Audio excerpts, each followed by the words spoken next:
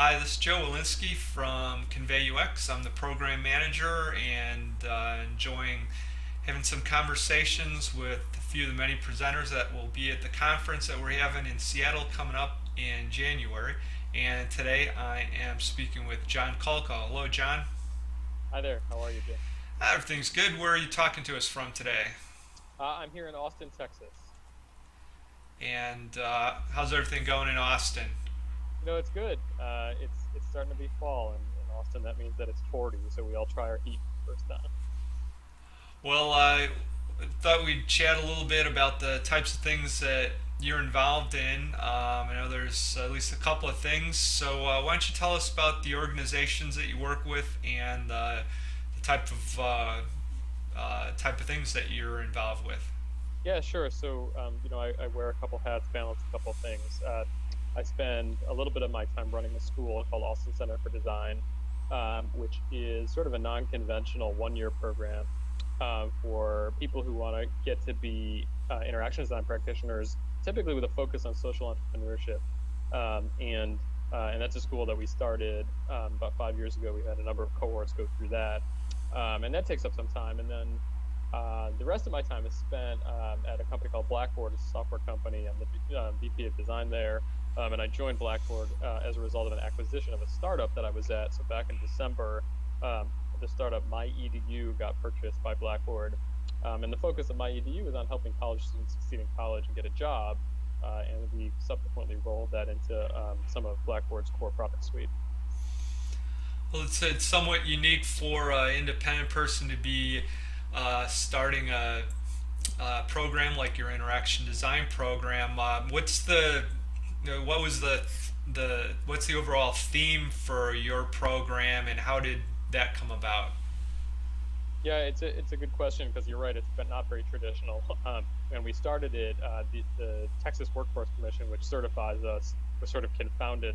What is this thing that teaches design, and what is this design thing? We don't really understand it, so we spent a lot of time educating them on it. But it came about actually as a result of my having worked at a number of different institutions. I worked at Savannah College of Art and Design, and established an interaction design and industrial design program there.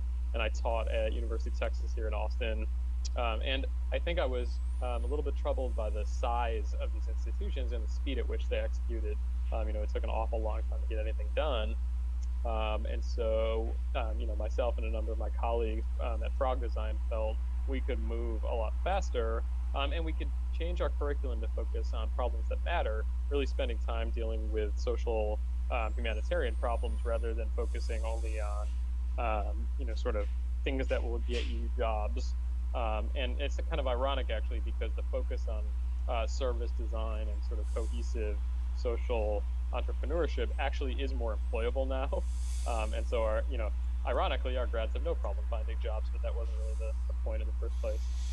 Oh, well, congratulations on putting that together.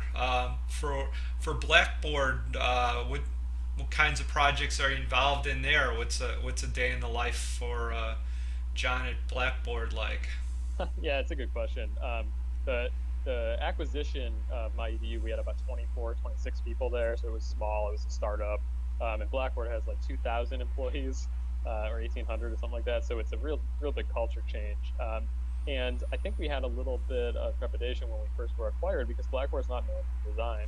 For 14 or 15 years of the company's history, we got by selling rich functionality, but not necessarily experience or interaction, because that was what institutions were purchasing. But there's a shift, just like there is in a number of other industries, where students are consumers, right? Students have the ability to make choices. And so just because the institution has bought something doesn't mean the students are going to use it. They're going to use what's better. So in the case of learning management software, if the LMS tool isn't very good, they're going to use Google Docs or they're going to use Office 365. And so what we're focused on now is on making products for students directly, which means that they have to be much more feature sort of usable in a very traditional sense, but they also just need to be rich and enjoyable. Students have come to understand what Facebook or Instagram or Paper are like, and they're expecting that out of all software now. So we're heads down on producing mobile software for students.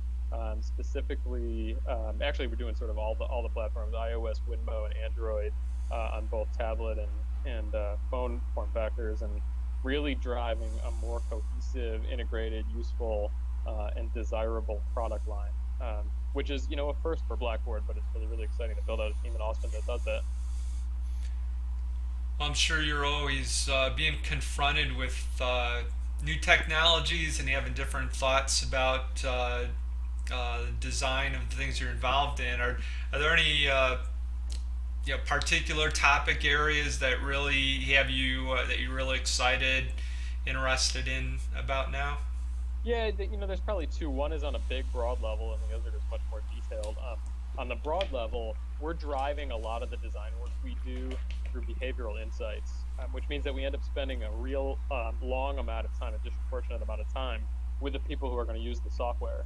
And so that's students and faculty. And we spend time watching them do their work. So, instead of just doing an interview or a survey, like we'll spend hours with faculty members watching them put together their syllabus, or hours with students watching them do their homework.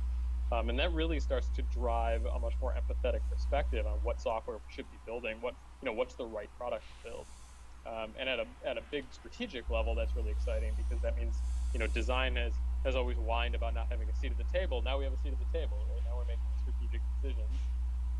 On a much more granular level, we're trying really hard to get our software sort of out of the way, and make content rich sort of starter for students, because that's really what they want to get to quickly.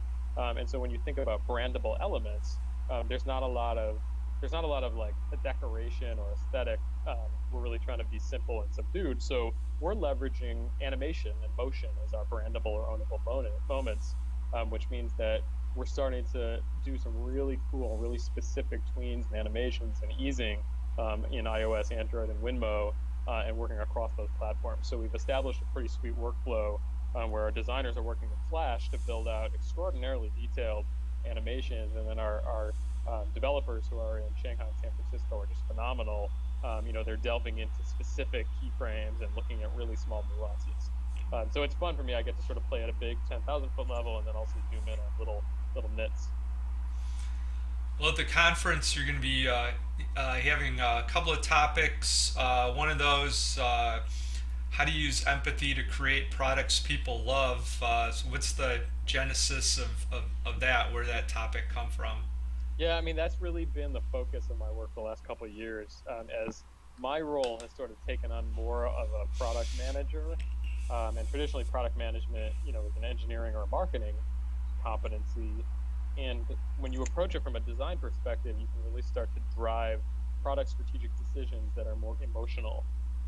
And so, really, this idea of empathy, that deep, resonant, emotional sort of reflection with what the people who are going to use your product feel, that is really driving a lot of the product decisions that we had at MyEDU and that we're continuing at Blackboard. And it's a different way of building products. It has a whole bunch of different methods and processes. It also means that you change the way you talk about features and functions and capabilities. And in support of the talk that I'll be giving at the conference that I'm pretty excited about, I've also got a new book out from Harvard, which is the same topic. It's called Well Designed, and it's about how you leverage empathy to create great products.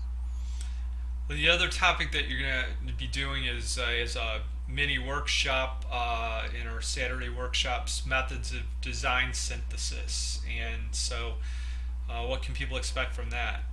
It's interesting when you do all of this qualitative research in an attempt to build that sort of empathetic connection, it just generates all this data. And I found that people sort of have this paralysis because they've done all their research, and there's not a clear and obvious product that comes out of it. It's like it doesn't actually tell you what to go build. And so the methods of synthesis that we'll talk through will help actually translate that research side into the actionable product decisions. It helps you say, well, here, I learned all this stuff about people. What should I actually go build and ship? All right, great. Well, thanks for taking a few minutes to share your thoughts about what you're doing and what you'll be involved in at the conference. And we'll see you in Seattle in a couple of months. Great. I'm looking forward to it. I look forward to connecting with you as well as the other attendees. All right, thanks, John. Thanks, Joe.